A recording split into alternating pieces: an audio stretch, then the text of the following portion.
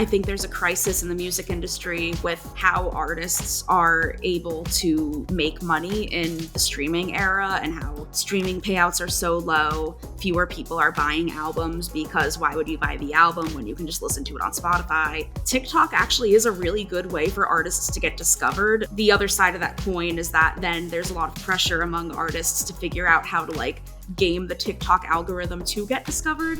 Do you think generative AI is a free or cheap alternative to human artists? I could see companies doing that. If you're a film studio, I could see using generative AI instead of hiring studio musicians. And I guess as a creative person myself, that makes me nervous. I want artists to have jobs, but then also at what point do we need to embrace technology instead of running from it?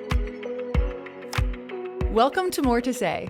I'm Amber Vinsbox, founder of the $2 billion creator commerce platform, LTK. I've spent the last 14 years pioneering the creator economy, and on this podcast, I'm giving you direct access to the knowledge and perspectives of some of today's most influential people. I want you to stay ahead of the curve, so pull up a seat because we are just getting started. Today, I am thrilled to be chatting with Amanda Silberling. Amanda is a senior culture writer at TechCrunch, covering social media, the creator economy, and how tech impacts people. She's the co-host of Wow If True, a podcast about internet culture, with science fiction writer Isabel J. Kim. I've been following Amanda for a long time, and she is a wealth of knowledge when it comes to tech and internet culture. So I invited her on More to Say to get her unique perspective and opinions on the latest headlines that will impact our digital future. The topics my guest and I are covering on today's episode expand further beyond just the digital creator. They impact us all and will define our digital world for years to come. From the balance of AI to breaking down social platforms to how consumers are shaping the future of tech and so much more. We have a lot packed in this episode. Can AI-generated creators really deliver the emotional connection we get from creators today? What does the future of the App Store look like? And what doesn't Taylor Swift impact these days? There are a lot of really timely, interesting things packed into this episode. We spent some time talking about music rights stemming from UMG pulling its music from TikTok earlier this year. They've since come to an agreement, but I think the conversation on how we protect artists' rights remains really important.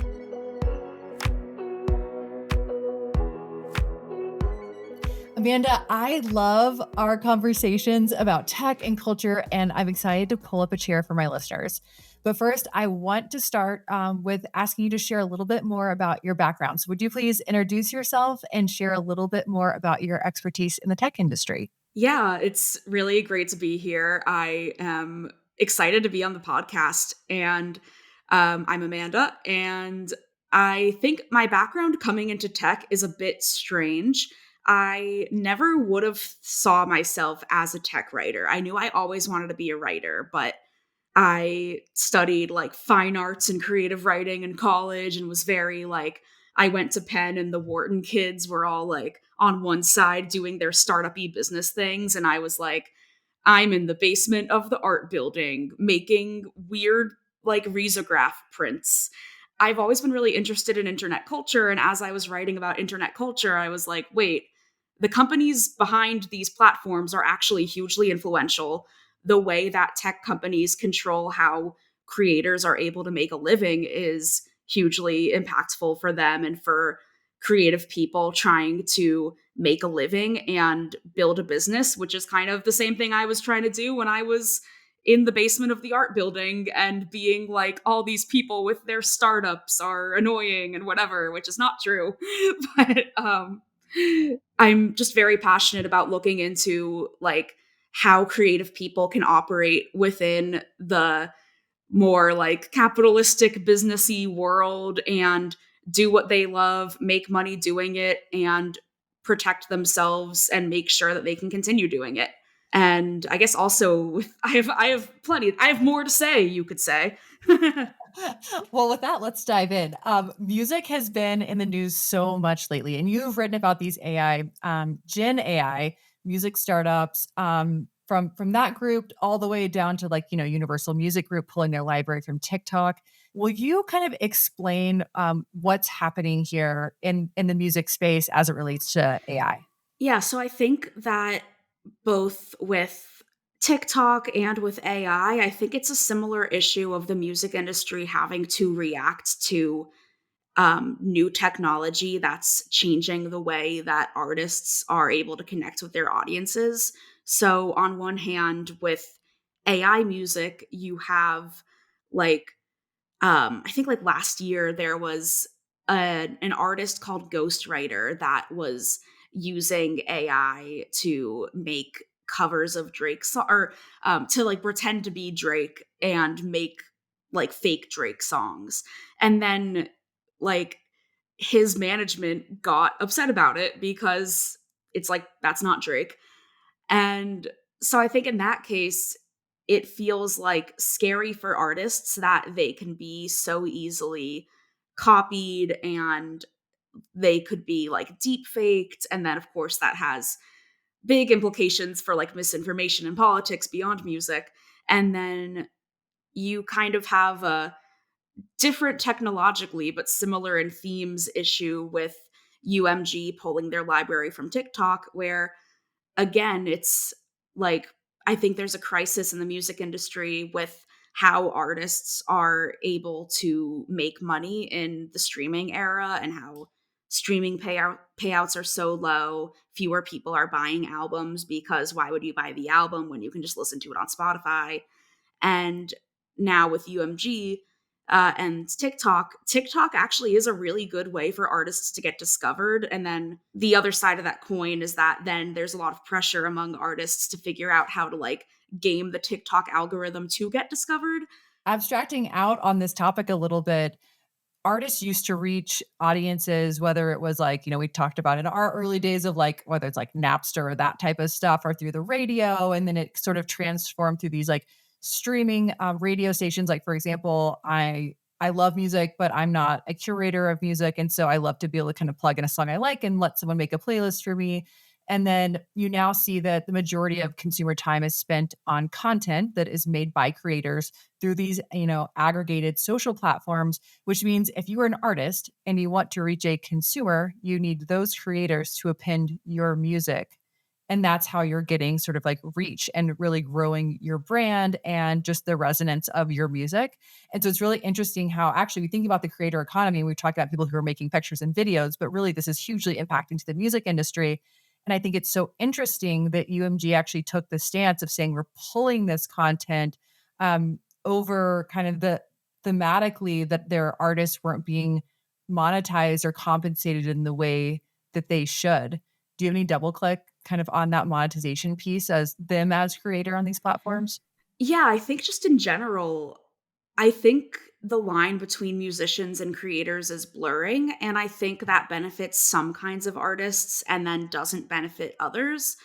I don't know. I'm thinking of like there's this one musician, Maemei, who I found her on TikTok because she posted a video being like, it was like a video of her performing at Yale because she was a student at Yale, and she was like singing about the frustration of trying to keep up with everybody else at Yale. And that reminded me of how I felt when I was her age. And I just really liked the song. And then I started following her. And then I realized that it's like part of like her whole thing is she posts clips from the same songs and then kind of like does different contexts like that, where if you scroll through her videos, it's the same song over and over. But like she's doing that because that's how you get people like me to like see one of those videos and be like, "Oh, hey, like I like that song, I'll follow her." And I don't blame her for doing that. I think she's very smart to do that. And it's so saturated, and if you can break through by doing those sorts of promotional strategies, then that's great.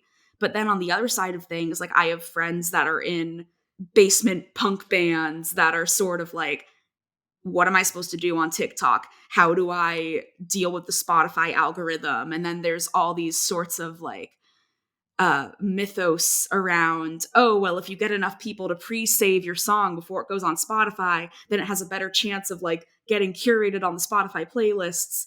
And it's kind of strange because you have some people that thrive in this kind of environment for musicians, and there are some people that are like why am I thinking about how to game the Spotify algorithm? I want to be thinking about like practicing for my next show or writing a new song. So in your mind, do you think that generative AI is a free or cheap alternative to human artists? I think that I could see companies doing that. Like, if you're a film studio, I could see using generative AI instead of hiring studio musicians.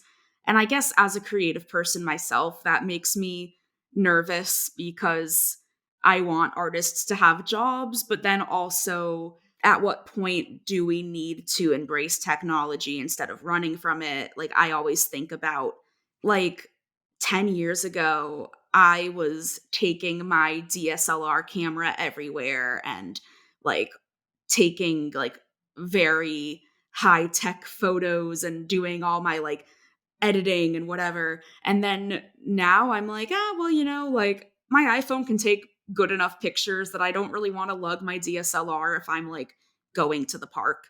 And like we're already seeing technology change in that way, but I wonder if I would feel less ambivalent about the difference between my DSLR and my phone if I were a professional photographer making money off of my photography. How important do you think like the meta pop culture references are that we're seeing across these social platforms who do have that licensed music? I think it is important. I guess I'm thinking even about the way that we see artists in conversation with one another as the entire world is. I'm thinking about Beyonce and how she's writing a country album and the song Texas Hold'em from the album, which is a single from the album, has been super viral on social media. People are making tons of videos in reference to it. And then at the same time, like, I think we've just seen a more like cultural resurgence of musicians who you wouldn't necessarily think of as country musicians doing country, whether that's like Lil Nas X, whether that's Mitski, who also just had a recent like viral TikTok hit, which was a country song. And in some ways, I kind of love that we can see how that's happening on social media, where we're learning about what artists are interested in based on these things that are going viral and what their fans are interested in. Like, I don't know necessarily what it means that there's this like upswing in interest in country music, but I think it's interesting and I think it's definitely something I've noticed. And I guess in a pre TikTok era, I would probably know that, like, yeah, Beyonce has a new song. Of course, it's going to be a big deal. Everyone loves Beyonce. But I think it's become more part of the cultural conversation in the way that you see how people on social media are interacting with the music and like iterating off of it and expressing themselves in conjunction with it. So it's essentially bringing more context and more meaning. It's a cultural touchstone. There's a movement post pandemic to a country living lifestyle. And now we're seeing these pop culture artists actually play into that, which actually I believe gives those moments longevity. And I think about, I'm out here living near Marfa, Texas. Beyonce just bought a house in Marfa, Texas. She's writing this Texas song, and I'm putting my ranch videos to like her moment. And to me, it does make it more meaningful, but it's not, I guess, is not on the surface for a user. But I think what's below the surface and what impacts our emotions, it impacts the way that we feel about the content that we see, certainly. Related, but shifting gears a little bit. So maybe a year ago, there was maybe several generative AI apps. And I know like I uploaded my photo and then it spit out like 30 photos of like me as like an astronaut and like as a flower girl. Then I like paid $5 more and got like 30 more photos. And it was candidly quite entertaining. I think we probably have all participated in that in some sense. But then as far as like kind of bringing this back to business for a second, we're seeing some companies who are building these like single AIs. You can think about this creator called like Komochi AI. She was talked about in Business Insider. She's an AI, but she got up to like 43,000 followers on Instagram. You also have like TikTok now, who's kind of under the radar producing Gen AI shop videos. So these are actual Gen AI creators who are like live selling to you all day. This is something that we see really persistently across Asia. It's a huge efficiency. They don't have to like pay these creators. And you can think about as a retailer, like, oh, whoa, what if I cut out, part of my cost stack and not paying creators. You can see how that would be attractive to them. They want more content, they want a lower cost. Do you think that AI creators fill the void? I think that when you have AI creators, you're missing the connection between the the fan and the creator, and especially I think with something like live shopping, I think the whole premise of influencer marketing is dependent on the relationships between people and their followers, where someone can know, like, Amber posts these great outfits and I trust her style. And if she's into something cool, then like maybe she's onto something. But if you're an AI, then it's like, do you have a personal style or are you just regurgitating like Pinterest or something? And I think, I don't know. I mean, I think with like social shopping in particular, it's like people follow creators on LTK, for example, because they're like, I like that person's style. I want to see what they're wearing. Or like, I want to see what a person with a body type similar to mine, like where are they buying clothes? What kinds of trends are they looking into?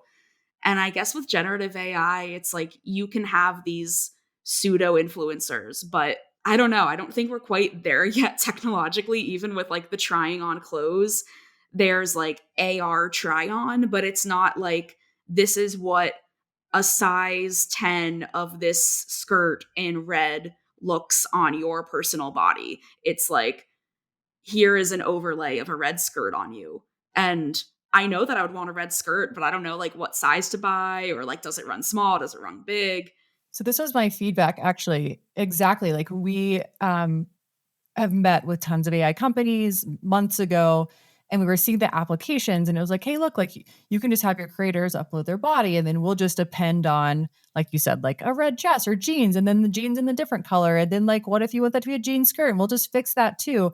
And, I left the meetings thinking, like, and this is of no criticism to these organizations who are doing really fantastic work for someone when they find the right application. But I was thinking, well, it matters because when I get a dress and I tell them, hey, I always wear this brand, but this dress in particular runs large, like either know that or size down. And I'm able to kind of speak to that, that's why they're coming to me as their human guide and not just because like the skirt looked nice on me. Like, how would an AI know that? And actually the man who created this AI, I'll read you a quote. He said, because I'm creating an AI character, I don't really want to lie to people. So I don't chat with them much. Perhaps because of this, I haven't been able to make that much money. Monetization is better if you talk to people, engage with, and reply to your fan base. And I thought that was really interesting because I had other, investor groups ask, well, why don't you just make a set of creators? I'm going, it's the relationship that I have, like as a creator, me myself, it's the relationship that I have with my audience that is trust built. It's not just that I take pictures of my outfits in the mirror that gains me that trust. And I just thought it was really interesting sort of seeing this play out. Um, I think I know in conversation with you before, you've described how this sort of like feels a little bit icky to be in a relationship with a with an AI. But I know that, for example, too, I believe people are wanting a storyline and to like kind of get involved with that character. And I talk to our creators about that all the time. Like for you, do you see proof points of that where people are really wanting to buy into like a narrative or a character? Yeah, I think I haven't thought of it that way in terms of storylines, but I think that does make sense in the way that we develop relationships with the people that we follow. I think that with an AI, it's hard to develop that sort of like storyline and that ongoing relationship where you're not like, oh, this creator that I follow is in grad school right now and I wonder like what are they going to do when they graduate and like how is the social work grad degree informing their like educational Instagram content, and like you sort of like get to know these people and what's going on in their lives and you can extrapolate from that like insight into what they're posting and your reaction to it. And I think also for creators, if there's an AI version of you, do you trust the AI version of you to represent you fully? Or I don't know. What happens if the AI is trained on me and I sarcastically say something and the AI doesn't know it's sarcasm and then it repeats it and then people think it's serious? Like, there's so many ways I could see that going wrong. For sure. I think about reality shows, and when we started LTK, one of my very good friends was filming a reality show, and I, at the time, actually had a jewelry line, and I was so excited for her to wear my jewelry on this Bravo show, and then ultimately ended up actually dressing her because at the time when I transitioned from my previous professional career into LTK, I was a personal stylist, and so that came very natural, and so I styled her for this show, and I remember the night before the show, I had told her all along, like, "You have to launch a blog," and this was back in 2011, and, she didn't even own a computer or didn't know how to make a blog, like, blogs used to actually be, like, a pretty heavy lift, and so the night before, I was like, "Look, I'll make the blog, you promote it on your Twitter, and we'll just split the profits for, like, as long as this rolls, and then you can have it if you decide that you want to take it over." And I think about kind of like capturing the moment of this show. And on the show, she's a little bit of a character, of course, the way that the writers are sort of writing this reality show. But then she was able to harness that power through the blog. The blog took off. She's now a top creator, and she's not on a show. Like she is just has actually continued to build her business now more than a decade after the show because of that. And I think about how we see a lot of reality show stars right now, like especially Love is Blind, and how they're living their lives out on the show, but on social. I think you watch Love is Blind. Is that right? Yes, yes. Yeah, I mean, I thought this particular season of Love is Blind in like more so than other seasons, it felt like you could tell that when they did the reunion, the hosts were really looking at like what are people talking about on Reddit? What are people talking about on TikTok? Because there was a lot of behind the scenes sleuthing on the show, where people like fans were finding out, oh, did you know that this person was actually engaged a month before they went on the show? And isn't that kind of sketchy? Like, why would you be engaged, then immediately go on a show and get engaged to somebody else? And then there's all this speculation.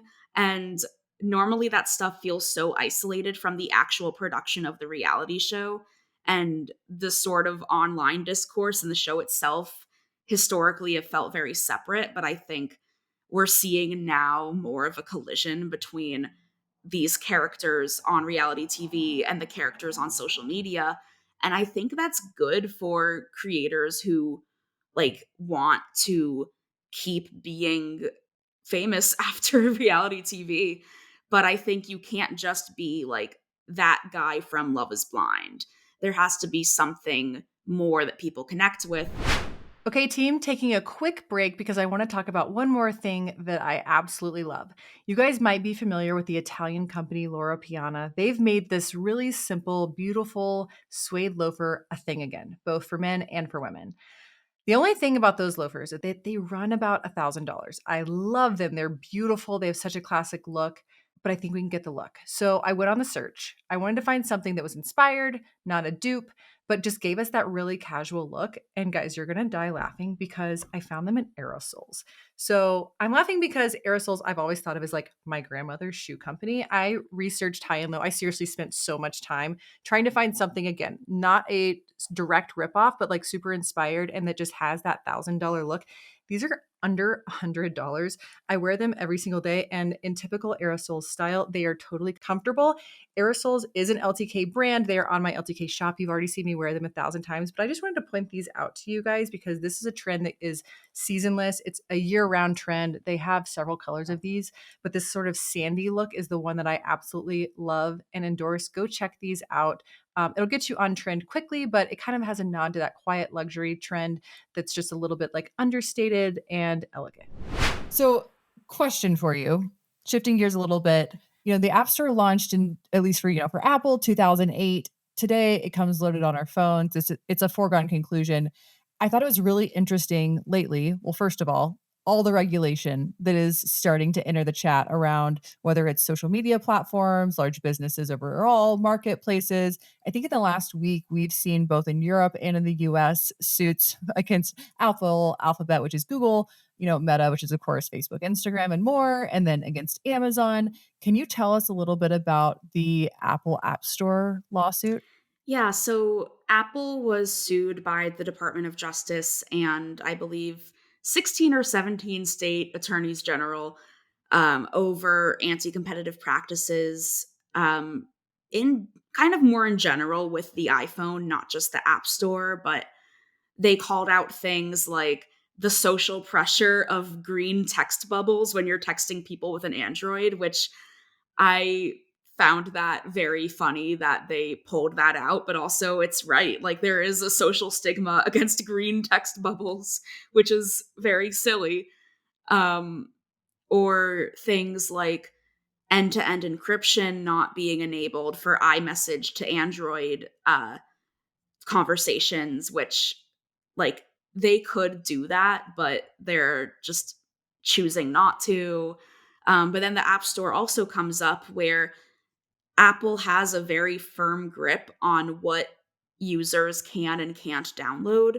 So a lot of developers historically have been upset with Apple because there is a 30% in app purchase fee. So if you're playing one of your casual games and you spend $1 to buy a power up or whatever, then the people that make the app are only getting 70 cents of that dollar. And then Apple gets 30% of everything, which some developers feel like that's too much, in particular Epic Games, which makes Fortnite. The CEO, Tim Sweeney, has been like long time hater of the 30% cut, which you can understand why, because part of where the discussion about antitrust in Apple came up was because Fortnite tried to have a way to route around paying on the app, so that you could click and then a web browser would pop up and you could pay like directly to Epic Games instead of like having to go through Apple and having the fee taken out. And that was also kind of alluded to in the suit. Like they didn't say Epic Games or anything, but they talked about unfair in app purchase fees, and you can't sideload an app onto your phone. I don't know. When I was in high school, I jailbroke an iPhone to put Pokemon on it. And but it's like that's why you had to jailbreak it, because you can't just like download these apps that aren't in the App Store. This kind of illegal Pokemon game wasn't in the App Store. So why do you think okay, so people basically they have a choice, right? Like you could build like a web-based experience regardless of what type of company you are, or you could build an app-based experience. There's a barrier for an app-based experience because the person needs to download your app. But are you like why are these companies choosing apps versus websites when they think about like customer experience?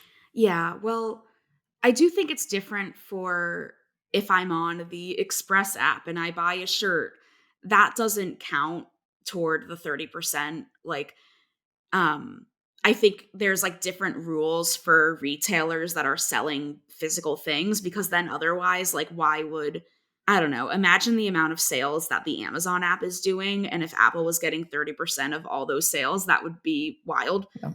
I think in terms of the shopping experience or just the app experience, it's just more user friendly to be on the app.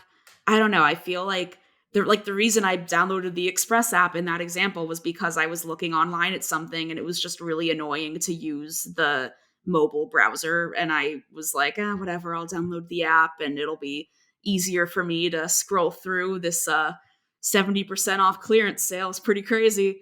I don't Do you know. think that's why the DOJ cares right now about the App Store? Because they see that this has, like, a really rich and growing future, or would you not characterize it that way? Yeah, I don't know why they suddenly are paying attention to Apple, because I feel like companies like Epic have been accusing Apple of being a monopoly for so long. And then, even in the lawsuits between Epic and Apple, like the ruling was Apple can't prevent you from routing customers to a different payment method, but that Apple itself is not a monopoly and doesn't need to be like uh, sanctioned in any way. But I wonder if now in the US there's more attention being paid to this, because in the EU, the Digital Markets Act recently took effect, and that puts more regulations on big tech companies to be more fair. it's really interesting seeing how these things play out where Apple's an American company, but they have to still abide by rules in the EU if they want to operate in the EU. And then if they're abiding by these rules in the EU and then the US government sees what's happening there, then like it kind of is a feedback loop.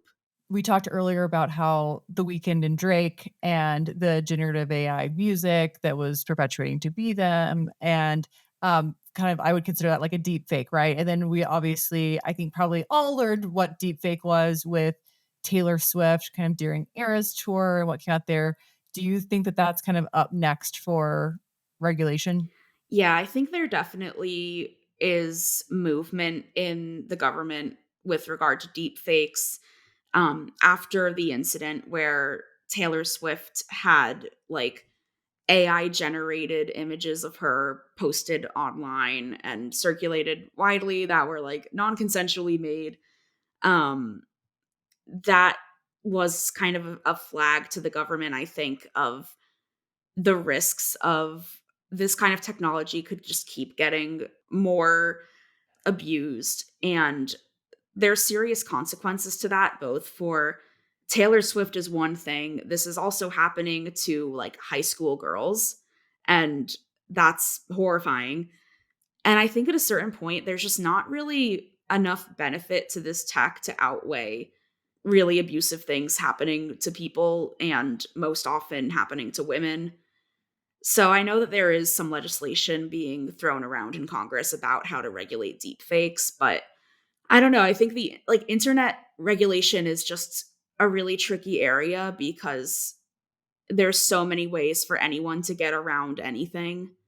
But I do think that the rate at which generative AI is expanding is concerning. And I do wish that these big tech companies would do a bit more red teaming and testing of products to make sure that like even if you do the most like outlandishly elaborate way to get around the system that it won't work because even still on Microsoft Copilot slash designer, which is powered by Dolly, I was testing it for a story a couple weeks ago and I wasn't able to get like inappropriate images, which is a good thing, but I was able to generate images of Taylor Swift.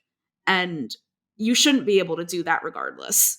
Like it's good, it's better if it's just like Taylor Swift at a coffee shop. Like that doesn't really have as much negative impact, but that still should not be able to happen on these platforms. Okay, tell us about how Taylor has been useful in explaining technology and pulling people in.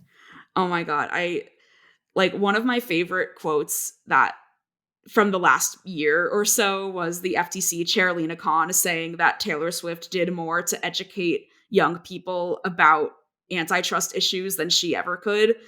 But I think it's very true where with the ticket sales for the Eras tour, that sparked another wave of inquiry into the Ticketmaster Live Nation connection, which even when that acquisition was first happening, it did get like attention from antitrust regulators and it eventually went through. But if those ticketing issues happened with a smaller artist, I don't think it would have been so influential in the government.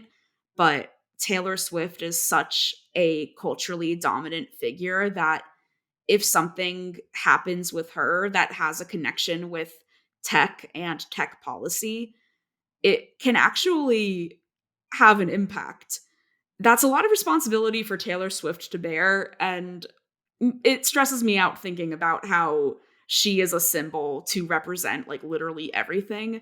But I do think, in particular, the issues with like non consensual deep fakes or ticket prices being astronomically high and tickets being impossibly to get because Ticketmaster and Live Nation have such a stronghold that they don't really need to make a better product. I do think those are things that I'm glad that there is eyes on those. One of my favorite things that Taylor has influenced is actually kind of the rise of the WAGs, so the wives and girlfriends, because suddenly Taylor's showing up at Mm. these games, she's dressed, people are searching for that in the app, but then also I feel like every other WAG just totally upped their game. as part of this. And there's so many good ones to follow. Actually, we'll put it in the kind of the episode notes. One of my favorites to follow is Olivia Culpo. I'm actually wearing pretty much every single thing. I think all of my makeup right now I bought from her on her like videos of like how she's getting ready. Truly. But we have some like great tennis stars. Actually, we have like athletes themselves and then other like wives and girlfriends that I think I thank Taylor for influencing the way we can all now love sports a little more than we used to. I want to take a quick break to tell you what's been going on over at LTK. The team has been super busy, and we just launched something we call shopper alerts. These new shopper alerts are automatic badges that are added to products on a creator's LTK that'll either say price drop or back in stock. So, as a shopper, this gives you instant real time updates on the products that you're eyeing. And then there is no work added for creators. This is awesome because sometimes as a creator, I might miss that something has either like gone on sale or maybe it's come back in stock and I either don't have the time or haven't realized it to notify you. So this actually takes all of that off my hands and the LTK platform powers that. So, this is currently powered by LTK AI that leverages data from a product catalog of over 8,000 retailers, more than 400 million products. Why does this matter? Well, this update is the latest in LTK's series of advancements to create the best possible shopping experience for our creator communities. There's over 40 million people who are shopping on LTK, so this is a scale that really matters. July and the summer sales period is the second highest sales driver for LTK creators. And these shopper alerts will help creators to be able to guide their customers to the best products in a really timely way that helps them to find the best deals on what's out there. This is a really important sales period. This includes back to school shopping, with nearly 70% of shoppers saying that they're going to start back to school shopping by July. This is according to LTK's back to school study.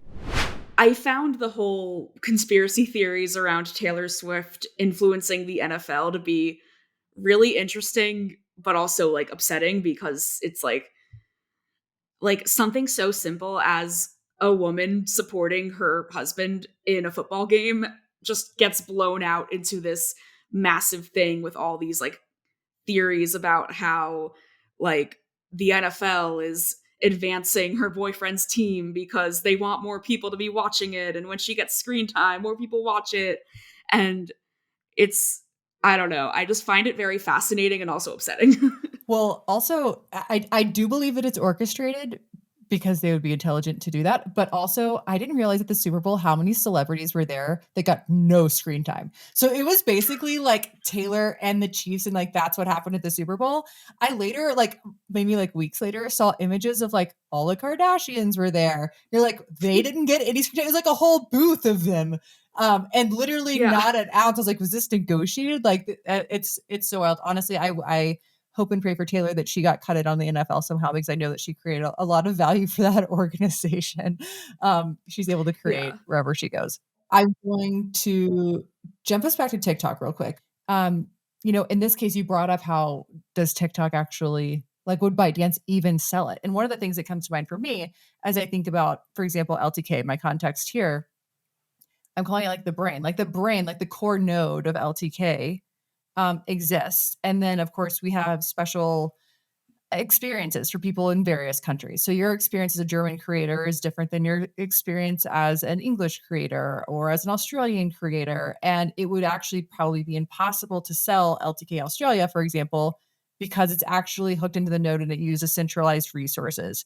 And so I think about with TikTok, like no one's really described this yet that I've seen, but ByteDance has intelligence and algorithm and AI that is why its apps are so successful. And you wouldn't be able to peel off, first of all, just the American piece versus all the global pieces, but also with the reason that it works, which is what I call kind of like the brain or like the intelligence, the AI of how it has such extreme radical personalization. So in that sense, I feel like a divestiture would be unsuccessful or someone is getting, I hate to call it a box of rocks, but they're sort of getting a box of rocks because it's up to them how well they can actually personalize that tool if a divestiture was forced. Are you seeing any sort of indication that the creator economy is paying attention to this? Like, are you seeing movement to other platforms or any other like activity? Yeah, I think creators are definitely paying attention to it. I also think it feels like a bit of a boy who cried wolf situation where there's been so many scares of is TikTok going to get banned? which this one does feel a bit more legitimate than past times when we've been going through this sort of news cycle. But this is a sign for creators that you need to be on multiple platforms, because we've even seen this happen with Vine, where Vine got shut down. And then what happens if you're a huge Vine creator, but you don't have many followers elsewhere? Then you kind of lose your whole platform. And so I think for a while, I think the biggest advice for creators, which is almost kind of cliche, but like it's worth repeating, is to diversify your income streams and your platforms, and make sure that, like, if you got locked out of your Instagram account, which does happen and it's hard to get in touch with Instagram about that, are you going to not be able to pay your rent because of it? It's scary to think about, but the more security that you can have from TikTok getting banned, or like Instagram doing something weird to your profile, the better. You actually have mentioned before, I think, written about a company called Notch. Is that right? Yes. And what do they do? Yes. They sell Instagram insurance, which, it's like if somebody hacks your Instagram, and then what if you were supposed to post a brand deal the next day and you were going to get like $5,000 from posting this thing? And then, like, you could actually lose legitimate income from not having access to your Instagram. They were selling insurance on it. And I'm not quite sure how that company is doing now. I haven't followed up on it, but I think just the fact that this is a venture funded company that is built on the premise of people just lose access to their accounts for arbitrary reasons. It's wild to me that it's an investable company. Like, investors are actually betting their money that creators that have a business on this platform are going to get screwed by the platform. Like, that's sort Mhm. of wild to wrap your mind around as a creator. If that's not a wake-up call for, like, find a new home base, I don't know what is. And actually, I know that Jack Conte is one of your favorites to cover. Of course, he's the CEO of Patreon. He actually also is a musician. He and his wife are both musicians, so sort of funny. He's actually, if you don't know Patreon, it's a, I would describe it as a platform that helps you kind of collect and nurture your community. Um, and I know that his point of view resonates with you. Like, why? Yeah, I think that when I first started working at TechCrunch, which meaning that going from being a freelancer to covering tech full time, I was like really immersed in the business and venture world for the first time. And that was during the big creator economy boom. And as someone who is a creator and has friends who are creators, I felt really confused about, like, why am I getting these emails every day about like another company that just raised $10 million that I don't really see why people would use? And like, it just felt very confusing to me. And I think something that I like learned over time is that there were a lot of companies that were just kind of people trying to capitalize on a trend. And I think the companies that have had more longevity and more use to creators in the years since then have been companies that are run by creators themselves. So I think Patreon is a company that, like, I use personally. I root for them because I think creator companies that are built by creators, which LTK is another one, tend to have a better pulse on what creators need.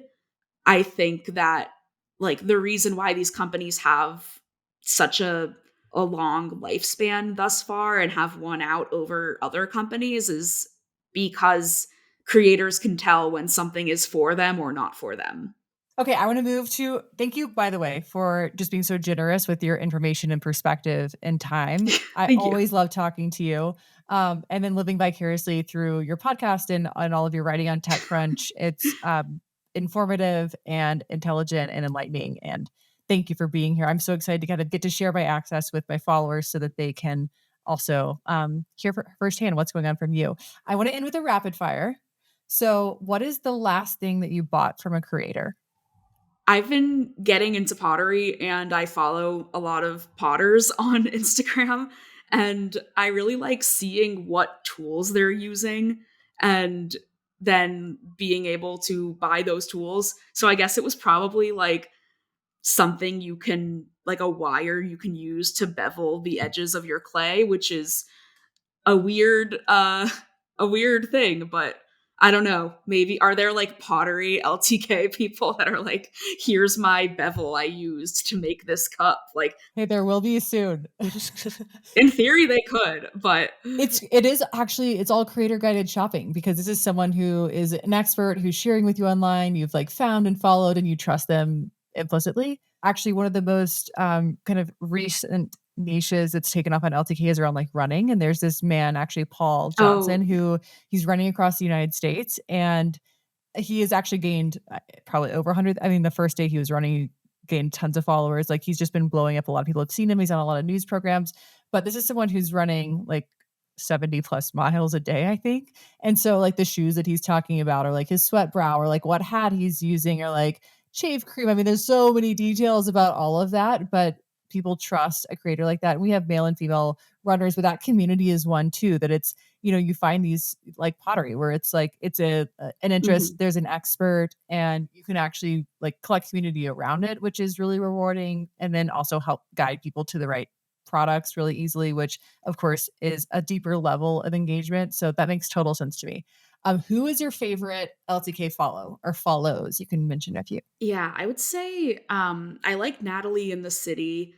Um she is like a Chicago-based plus size creator, and I am a plus size girl, and I find it really hard to, like, when shopping online, how do you know like what's going to fit right, or um there's like a big difference between, is this a product that they're just changing the measurements from like an extra small to like a 4XL and not like thinking about different people's body shapes, or is it a product that's being like developed for plus size people and thinking about like how different bodies wear clothes differently. And I really like following her because she just posts like all her outfits, and it's really helpful to see like, what does this outfit look like on someone whose body type is similar to mine, because you don't always get that when shopping online. And I do think more retailers have been doing like, here's what this looks like on a size 2 and a size 12 and a size 20. But then what if you're like in the middle of one of those things? Then the guide images can help, but then it also helps, to go back to what we were saying before, where you have a creator who is able to say like, I bought this blazer from Eloquii, and I think it's a little long, but I think if you size down, it'll still fit probably, or like just seeing the way that people dress. And I think also like I intentionally follow a lot of like plus size creators just like on social media generally, because I think it's just helpful for like my own body image of being like, that person looks awesome. And I don't always think that about myself, but if I see this other person who I think they have a great outfit, I think they are like killing it, then I don't know. I love that side of the internet of just like bigger girls with good style. I love it, and once you tap into the first I mean, you tap into these networks, right? Like, these little atomic networks of I'll have to send you some of my favorite Plus creators, or we'll put it also in the show notes because we have, I think, just some really great people doing fantastic work, and it's whether it's, like, Plus or petite or maternity or various just, like, body needs and differences, Mhm. they, really help you just define what you need to get from different places and how you can navigate, and I think that's the benefit of, creator guided shopping. Yeah. I think something I've realized also is like, I always think like, oh, it's just me as like a plus size person that is like having a hard time finding clothes. But then I have a friend who is like literally an Olympian. She is like 6'1". She is like training for the Olympics. So she is like just totally different body type, like very different lifestyle. And then I'll go shopping with her and she's like, ugh, I'm too tall for this shirt. Like it doesn't like cover my torso. And it's like, oh wait, like literally everybody has things about their bodies that are like maybe not what they're seeing represented traditionally. And I think a really fun side effect of the growth of influencers and like creator based shopping is that like in the same way that I would be excited to find a plus size creator with my style, like she would be excited to find like a 6 foot tall, very like muscular woman who is able to say like, hey, the shirts from this brand, they actually fit a 6'1" torso. It's huge. I mean, it's all about efficiency. It's having a nice experience. Like you can have a nice shopping experience, you can have a not nice shopping experience. And I think about the people Mhm. that I follow, and there's different facets of my life. I spend a lot of time outdoors, so there's that. And then there's the context of like being a mother and how I think that I should dress within that context, and then professionally. And I follow kind of my corral of people who have a similar body type or a similar coloring for me. Like being pale with red head's a little unique. I can find those people, and whatever looks good on them will look good on me. And it gets me to the right things fastest so I can move on and do more productive or just rest. It's wonderful. Amanda, thank you so much for being here and for sharing all of this great information. Like you're always a joy to talk to. And I next time we'll have a glass of wine and continue. Yay. Thanks for having me. Okay, Amber, it's time for your hot takes. Let's talk a bit about Gary Vee's new book, Day Trading Attention. I know we both talked about reading it last week. His audio version is awesome. And I want to get your POV on some of his points that he makes in his book. So he speaks to the concept of the TikTokification of social media, which is just an interesting naming reference anyway.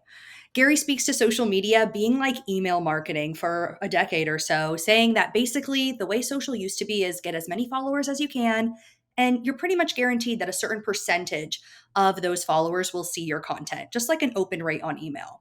But now, with social being so focused on algorithms and being based on people's interest, content really doesn't matter how many followers you have. People who have only 1,000 followers could potentially get in front of millions of eyes, millions of shoppers.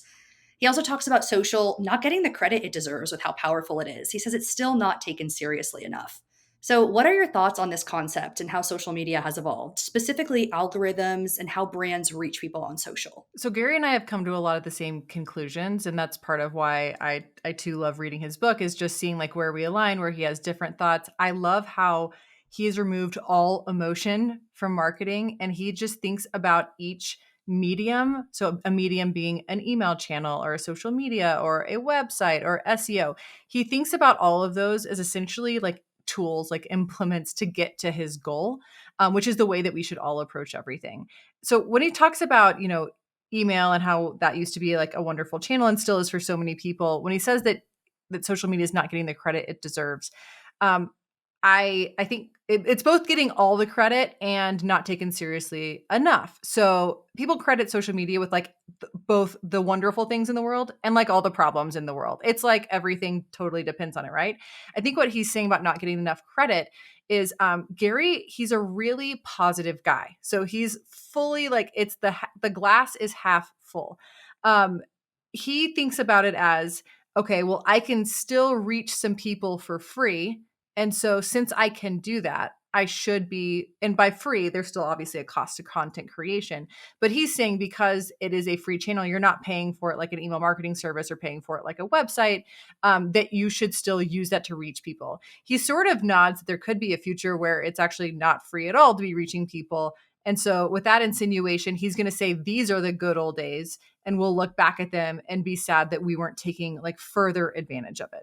And do you think that there's a lack of credit given to social media in terms of its power to influence people?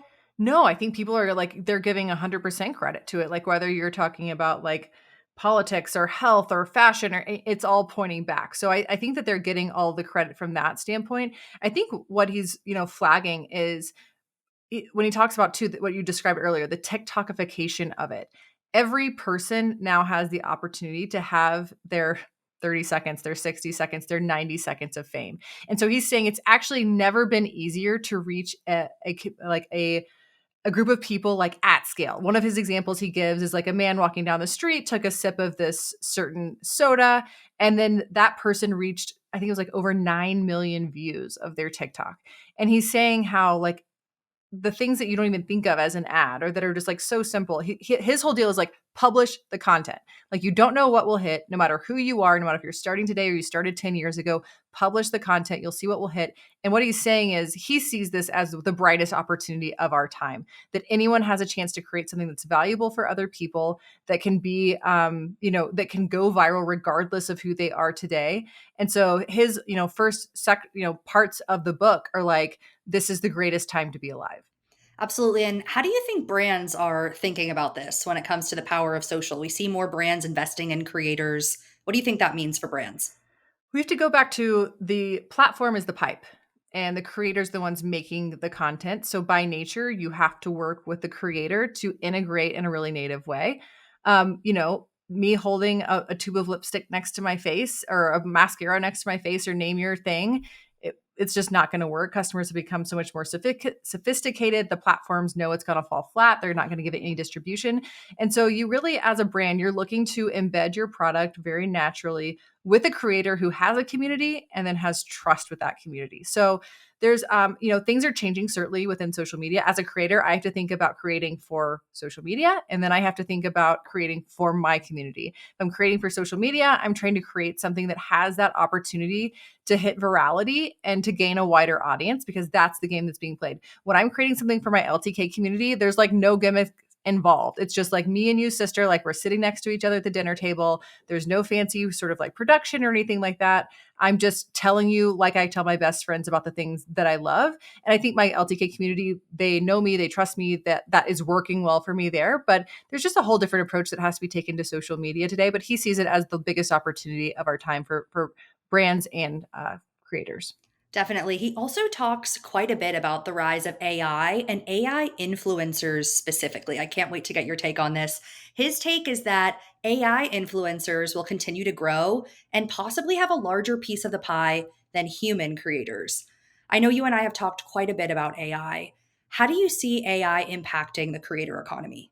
I think of AI as an efficiency tool. So done really well, it gets me to the answers faster. I'm still the human editor. I'm still the one there. There will continue to be tools produced that make us more efficient at our jobs, but there still has to be that kind of human soul to driving it. Later in this podcast, we will have on an expert in consumer tech who is a founder. You definitely, if you aren't using the product today, you definitely have someone sitting next to you who is. And she will have a very interesting take on how we will be able to use AI to do the jobs that you would never think that an AI would be doing for you. I don't know whether I agree with her or not, but I think it comes down to efficiency just across the board. I also believe that interacting with a human is going to be a luxury. So as a creator, the fact that you are able to talk back to your audience, like have a discussion, to be living out a real life, is going to be your superpower in the future. I also think like just human interaction in general is becoming much more of a luxury.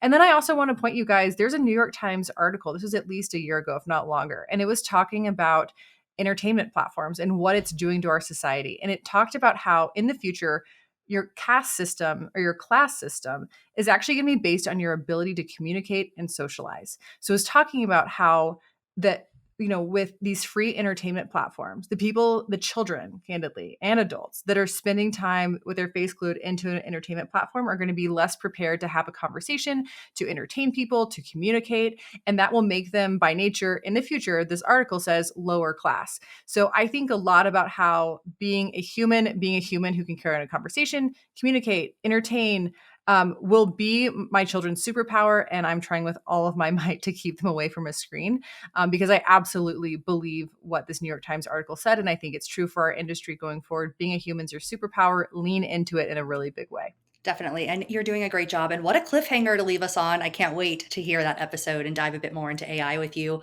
Let's keep going here. What are your thoughts on content volume? So Gary speaks quite a bit on this, and creators are always asking, like, how often should I be posting to remain relevant? I'd love to know, is there a point where it's too much for shoppers? Do you think shoppers get that fatigue from seeing their favorite creators too often? I know LTK can house all of a creator's content as that one-stop shop, which is great. How would creators or how should creators be thinking about sharing? As these platforms have really started to diverge in their use cases, I think about them in totally different ways. If I'm going to put something on social media, it needs to have the opportunity to go viral. Or if I'm just putting something, for example, in stories, like I'm reaching a fraction of my audience in stories, but they're mine, they're my people, and I can drive them back to like a richer experience. But otherwise, I'm trying to reach the masses, and so I'm only posting there when I've created something that can go viral. With my LTK community, my people that I'm carrying through like over decades, I'm seeing them every single day and mostly multiple times a day. So you think about all the things that either you're wearing, using, doing. I'm sharing that, hey, I'm packing for this trip, or I just discovered this new designer. Like I'm talking to them like my best friends. It's really hard to be in a relationship with someone if you're not in constant conversation with them. And so building a community requires daily attentiveness. Imagine if like, your spouse didn't talk to you every day, or like your best friend only talked to you once a month. They wouldn't really be your best friend, right? And so we have higher trust with and higher engagement with people who are talking to us regularly and keeping us in the loop. And so it's so important that as a creator, you are producing, daily. On LTK, you can schedule that content. It goes live automatically. You can keep your audience fed when you're on vacation. And then, back to social media, it's not more is better. It's that the better is what is better. And Gary actually talks about that in the book. He says quality content doesn't mean that it was created by a team. Quality content means someone's going to care about it. It's going to educate or edify them in some way, or it's going to give them social credibility, and they're sharing, they're laughing, the humor, the whatever that is. But quality has changed. And these platforms, you just have to acknowledge, like there's a whole different use case. But from a community standpoint, you can not be a successful creator and not be in dialogue with your community daily. Absolutely. And since you touched on social, I'm going to go there. What do you think about the way that social is kind of gamifying their system, where creators have to keep up with constant updates every other week? There's something new they're being asked to do. Why do you think that's happening, and how much of it should our creators take seriously? Yeah. No, honestly, I think I remember when TikTok launched and some of our creators were like, I don't want to be in another place. And I told them, you need to be in that other place, even if you're not trying to be a TikTok success story, because it is the modern way that people want to consume content. And that has played out to be true. I was like, practice your video skills, practice creating stuff that has the opportunity for a larger set of people to like it. So as much as we all hate as the workers in this industry, to have to constantly be changing and redefining and learning new skills, customer opinions, like their preferences, they change so quickly. Technology changes their opinions. Think about like all the new shows that are on Netflix, all the podcasts that are out, all the songs that are out. I mean, I had made up a reel the other day to show my community the last year of us, like, or I guess that kind of our first year at the ranch. And I made it like a couple weeks ago. And then I was waiting to publish it till it had its year anniversary. And I made it with that Beyonce song, like This Ain't Texas. And when I went to go publish it this weekend, I was like, ooh, it's kind of like stale. It's like sort of out of date. Like I've got to find a new song. And so I did. I went back in, and actually my husband was listening to me and he was like, you're going to put, funny enough, he was like, you're going to put that song on your reel. Like that song's over. And I was like, you're so right. It is over. Like things are just over so fast. And ultimately, like, we are, again, I always talk about, we're a hospitality business. We're entertaining someone. We have to stay relevant. And going back to the trends we always talk about on these episodes, like what are people searching for? Like what are they liking? It is part of our job as a creator to remain culturally relevant. And that might mean a media type. It might mean a topic. But you have to stay nimble to be successful in this industry. Look at Baxter keeping you trendy. I love to see it. And finally, because I have to, what has been your best memory on the ranch in the last year?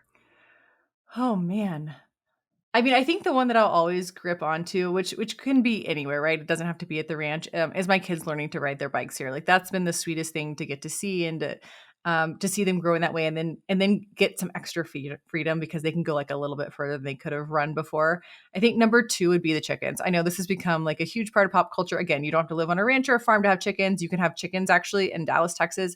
We love every day going to gather the eggs. We cook the eggs every day. We eat probably way too many eggs. But the kids have loved it. Like they love watching the chickens grow up and holding them and feeding them. It's become part of their chores, and parting candidly learning about our food sources and what it takes to grow it. And I think just real gratitude for the people in our nation who grow our food. I remember growing up, people would say, I want to pray for the hands that grew this food and prepared it. And I never thought twice about it. And now I'm so grateful to the people who do raise the products that we are eating, whether it's plants or animals. And I'm hoping that will have a lasting impact on my children. That's beautiful. And if you all haven't seen a peek at Amber's life on the ranch, you need to go over to her LTK right away. You can see her in her chicken lady era. Thanks so much, Amber. Always fun. Thanks, Steph. You can listen to More to Say on Apple Podcast, Spotify, or wherever you get your podcasts. New episodes drop every Tuesday, and I'd love to hear from you. Share your comments and questions in the reviews section, or you can reach me at Amber Vinsbox on LTK, Instagram, or LinkedIn.